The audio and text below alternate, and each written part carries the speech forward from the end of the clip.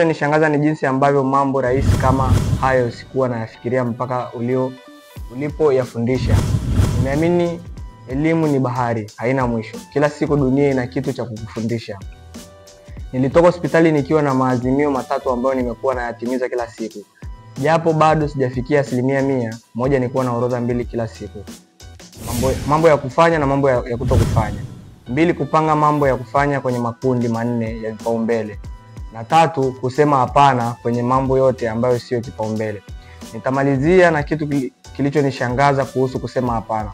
Kama ambavyo huwa unasema ukishapanga mambo yako, dunia inajaribu kuletea mambo yote yake ambayo sio kipaumbele kwangu. Tangu nimeanza kwenda kwenye biashara yangu baada ya muda wa kazi, baadhi ya marafiki wamekuwa wanakuja pale jioni na tunakuwa na maongezi hapa na pale. Hilo limekuwa linaathiri mimi kupata namba za biashara za kila siku.